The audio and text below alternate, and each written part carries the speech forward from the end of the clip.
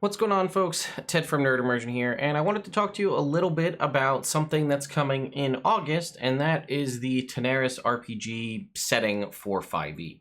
So if you're unfamiliar with Tanares RPG, they ran, it's from Dragori Games, who ran some Kickstarters a couple months back, and I'll show you, they're pretty successful, right? So they're a board game company primarily, but they're looking to break into the world of tabletop. And they are big on miniatures, and there's a lot of stuff about that, and we'll talk about it. But you can see Tanares Adventures was one. This raised $1.6 million on Kickstarter. And you can see we scroll down. Look, I mean, it's a miniature board game, and you can see there's a variety of different miniatures there. They also did Arena the Contest, another tabletop game. This one raised $730,000. So clearly, they're doing something right? The people are enjoying what they do, and they're primarily combat-based and tactical RPG combat-based miniature games. So here's their website, and you can see it right here. Here's Arena. Tanares Dragon Collection is basically just showing off a bunch of the different dragon minis that they've made, which are pretty epic in the scale and quality of these miniatures. And then if you look here on the front page, there's also, as you can see, coming soon, Tanares RPG for 5e. Now, if you go ahead and click this link right here, you can download everything that I'll be showing you today, which is a variety of different PDFs showing there's a ton of stuff here. I'll start there, right? But what they're going to be doing is they're releasing, what they're planning to launch in August is what you can see here, which is a box set, which I'm a sucker for collector's edition sets of anything, so that works well for me. But, you know, it's got a couple different things in there. It's going to have a campaign setting, an adventure, and a player's guide. It's going to come with dice, miniatures, double-sided map. It says spells and power cards, because there are new spells and like different powers and things added into this game. And the app is probably the most exciting thing, and I'll show you a little bit about that. Also, if you back it on day one, you get a Gold Dragon Mini included for free, which is pretty sweet. So I've got all of the different PDFs here, and I did think I'd show you just the map. Look at how crazy and in-depth all of the different... Now, there's 4 kind of major regions in this world, but look at the in-depthness... In-depthness? I don't know what I'm looking for. The detail, I guess, of this map. You can see a variety of different locations. It's pretty crazy, the amount of stuff. And if we scroll down and look over here at our key town, village, city, capital, castle, fort, and so on, the different roads, there is a lot to explore in this world. So I'm not going to go through everything here. One thing I did think was pretty cool is they did include basically combat map grids. You can see right here. You can download these. They're in that thing. You could print these out and use them right now in a game for yourself. You don't even have to back it to get access to these. So first up, I guess we should probably start with the overview, which kind of tells you a little bit about the world. And it kind of gives you a little bit of the insight, and they give you some, some bullet points here to talk about, what it's like and why you might like this world. It's high fantasy, it's post-apocalyptic, but probably one of the things that I'd say it does the best is, or at least it has things set out for, is, or something we really haven't seen done is there's a lot of player versus player related content. You saw it was Arena and the adventure games are pitting armies and things against one another, and that's something that they've built out rules for. Now, we don't really have too much insight into them from what's here for free, but I did speak to the folks behind it, and they talked a lot about how they've built out rules and specific things for dealing with gladiatorial player versus player combat. And again, we don't really... Now, we can do that right now in 5e. I can make a party, you could make a party, and we could fight each other, but there are things they're adding to make things more interesting and unique and change that up a little bit. So let's go ahead and keep going through this document. So this is the 13-page document here, which is just sort of the overview.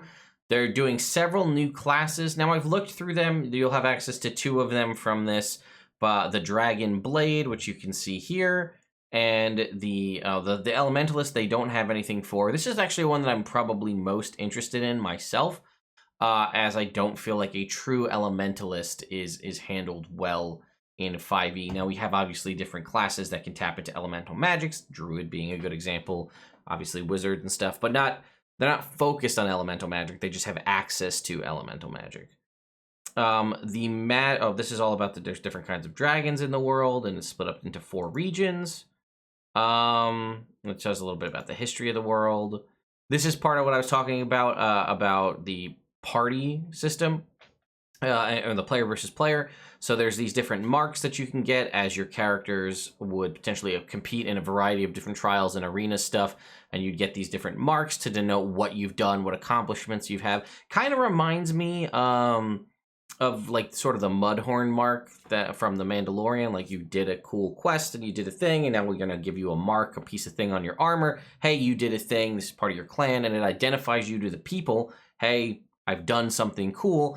And it also, depending on what it is, may provide you with, similar to like a boon, like an epic boon or a charm, things to augment your character. So you might choose to just do trials that you can do to gain power and renown, but you might also find out that if I do this one super hard thing, it'll also provide me some other benefit, and then I can look into that, which I thought was pretty interesting, and again, help expand that gladiatorial player versus player content. This is sort of, they talk a little bit here about the penumbral world, which is sort of like Far Realm-ish, other chaos aberrations you can kind of see here. And they reference here the Madwalker, which is a class that basically can tap into that. And I looked through it. It's one of the samples that's provided here. I don't know if everything is there, but when I look through it, it seems a little complex, but you know, it might be interesting for some folks where you're kind of tapping into the madness of this realm, and it's providing different either benefits and also detriments to your character. So if you're a player who likes to have not all just positive things, but like downsides to how you build stuff out, that might be interesting for you. Now, they talked to me about this when I spoke to them about the team mechanic, and unfortunately, it doesn't really spell it out here. But when we spoke about it, they were talking about like there's a difference between creating a team and creating a party. So it says, gather with other PCs and build a team with its own sheet, name, background, emblem, alignment, specialization, even a separate level. New levels come from new features like the much coveted headquarters. So you're building your team, which is not necessarily like building a party. Now, you can have a party that is also a team, but you can do all of these team-related things in the arena and whatnot, but still be level 1, which is something that I thought was pretty cool. And you can see you're kind of gaining renown with your team to do things like apparently getting a headquarters and building that up, which is, again, that sort of having a home base and stuff like that. We don't really have great concepts for rules. We have cost this money to build a guild house, but our guild hall, what do you do with that? And then I think the last thing I wanted to show you in here, here's a little bit about, there's some more of the map, the app. Now, this is pretty cool, and if this functions as well as I think it's supposed to, this could be the future of RPGs, or at least well-done RPGs. So let's go ahead and take a look. So what it's going to do is provide augments for your game. So it says you may complement your experiences in Tanares with a free app that we're going to show you. So it says navigate the Imperial City with fully 3D data pop out and its streets. So we saw that map, right? This map. Now, if you wanted to dive into a city, it's saying that it is a fully 3D map. So I don't know if we can kind of get all the way down to a Google Street View and like zoom all the way in. But it says it has like pop-ups and tooltips for the different streets and structures. Real-time meteorological data. So if you were to look at your app and you wanted to be like, you know how you have to determine kind of randomly in your games what's the weather like? Well, this will do it for you. You can see, oh, look, here's the radar for Tanares. Look. And obviously you could take, this is obviously designed for that setting, but you can use the real-time meteorological data in the setting to, just be like, oh, let's take a quick look in there. Oh, it's raining. We'll use that in my other game. Different events like treasure hunts and things, plot hooks, opportunities for adventures, all can kind of pop up if think about this like dynamic events or in-game events that you have in like RPGs and stuff where like, hey, so-and-so said this event procced over here. Everybody run over here and go do this event. Like it says like a recent dragon sighting. You'd be like, oh, hey, in the app it says there was a dragon sighting nearby. And that's a way you can constantly keep your game fresh and up to date, because you might have your plot and your storyline that you're going to run in your homebrew game or your version of Tanares, however you're going to do that. And that's fine. Everybody does that. But this gives you an entire other resource. So like your party might be in the town. You're in between sort of major quest lines. You don't know what to do. And you look at it. Oh, hey guys, it looks like a dragon popped up nearby. They're hearing rumors in the city that a dragon popped up nearby, and then they can go off and deal with that. Or, hey, someone just mentioned so-and-so's will came up and there's a treasure hunt, and they can go off and go do that. It says changes in the map according to one of the 16 possible scenarios, and they were referencing that, and we go back to point 4. And that was the GM decides whether each avatar dragon is dead or alive when the campaign begins, resulting in 16 vastly different scenarios, and you can see them here. There's a variety. The different avatar dragons can cause different things to happen. You decide that ahead of time, and then the map and everything in the app will change, so you don't have to worry about, you have this map, what do I need to adjust and alter because I decided that, Avatar Dragon 2 is dead. The map will change automatically for you. It says other GM and player resources found in this book and more. The app is not only your online resources, we will import a lot of the content to Roll20 and other popular gaming platforms. For more on this, keep up with the latest news at DragoriGames.com. It says the app project is currently under study and in progress. Features may have a different look, functionality, or not exist. But yeah, so it's giving you standard stuff like this is a development app. We don't know where it's going to end up. But like I said, this has the potential to be one of the most unique and most interesting tools.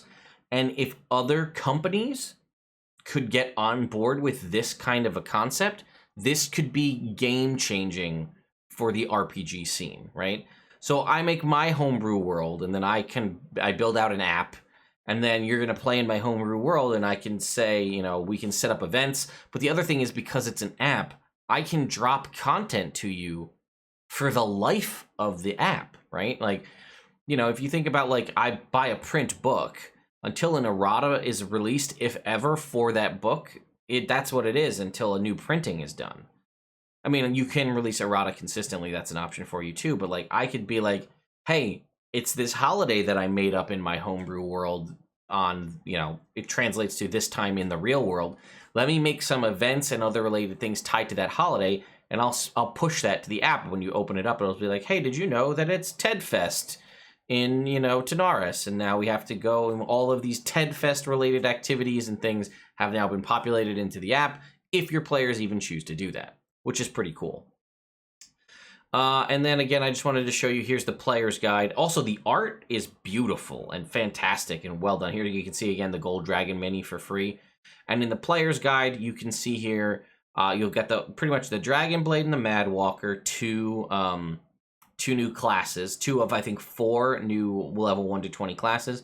A little bit about the Lost Magic Researcher Arcane Tradition for the Wizard, the Courage Domain Cleric. There's a new race here, and a couple new spells, and then they show you off different character sheets, which are specific character sheets, which are pretty interesting. So we can kind of look through. I just want to show you the art as we go through this.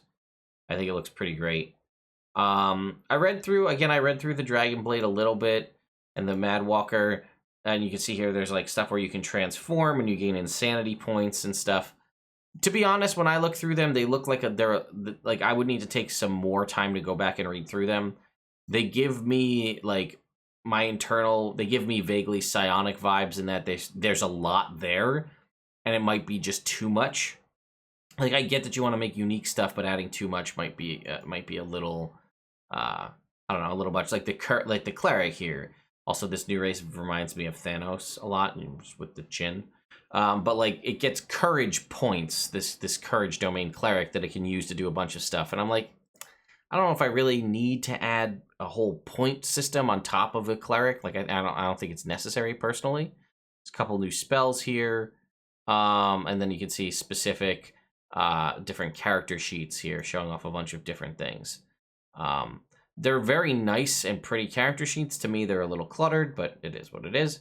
And then again, here's the adventure, right? So this is a full adventure that you could run right now if you wanted to. You can see it's got introduction. Here's chapter 1, a couple different things. And then there's even new magic items. And one of the things I did want to show is, no bookmarks, Tanares. You lose points for me for not having bookmarks in your PDFs.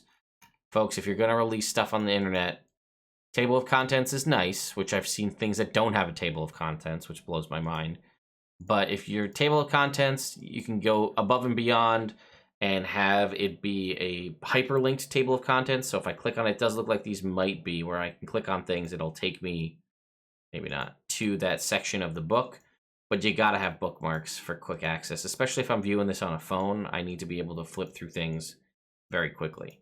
But you can see there's a ton of stuff here. It says they've done quite a bit of playtesting. Here's a little bit about designing a flag, right? We talked about designing an emblem and things for a different team. And here's again some new magic items, and then there are new creatures.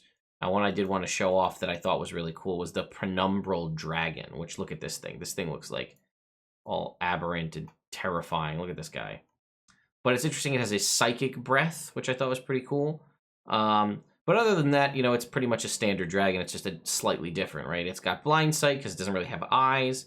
Kind of xenomorphic in its nature, but it just pretty much falls into a psychic variant of a traditional dragon, right? Claws, bite does psychic damage. It's got a frightful presence, and then standard kind of legendary actions. But it's a 90-foot line, 10-foot wide, psychic damage, and it does 9d12, which we don't often see d12s come up, which I thought was pretty interesting. So I'll put links in the description if you want to go check this out. I think it's pretty interesting. I'll definitely be keeping my eye on it when the Kickstarter launches. I'm curious to see, I mean, you know, like I said, they've shown that they have a decent fan base. And if they're able to pull in those kind of numbers on their RPGs, or their board games rather, I think that this really could get some legs under it and go places. Again, they're also, I feel like, doing things what I'll call the right way, in that they've established a world, which is good. You know, it's not necessary for anybody who's looking to break out into kind of developing RPGs, but they've established a world so that exists, and there are people who are fans of it. And it's interesting that they're starting at this, and they're relatively new to the scene compared to things like Wizards of the Coast, who are just now starting to really get into the concept of integrating Magic the Gathering, something they have with Dungeons and Dragons by doing the cards that are D&D. We've seen it do some crossover, but you know, I wouldn't be surprised if this does well if we start seeing other board games that exist trying to break into the D&D or the RPG scene, right? I don't know what your favorite, you know, board game is that's out there, but think about it. Would the board game that you like be interesting if you could take that board game that you have fun playing in the setting of what the board game is, but then transporting it into an RPG and making its own setting? I'm positive there are some great RPGs out there that would make a great transition for, or great board games to make a transition to, you know, RPGs or 5e Dungeons and Dragons specifically. But they're launching with a box set. I think box sets are great. They look nice on the shelf. They give you everything they need. Collectors like to have those. Because these folks have done miniatures in the past as part of the board games, you're going to get miniatures to go alongside that. They said they're going to do dice. They're thinking ahead and already saying, hey, we're including new spells and we're including new powers for our different classes. We're going to give you cards for those so you don't have to make them yourselves or wait till we release them later. And we're giving you a whole nice big dragon mini at launch if you're one of the people that back on day one. Plus, that's a pretty decent amount of content that they released for free, right? If I go and look at this, the adventure path is 43 pages. The overview was 13. The player's guide was 32, and 18 pages of maps, plus the image file of the big overall world map. That's a lot to just throw out there for free. So they definitely have confidence in their product. But I'll leave that up to you. You guys go check the links in the description below. Let me know what you think. I'd love to hear it. Are you interested in this? I mean, again, I'm not like a huge board gamer, mostly because I just don't have the time.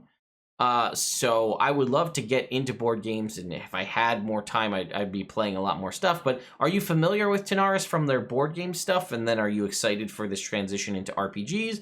Or am I introducing you to this for the first time? Let me know in the comments down below, and I'll see you all next time.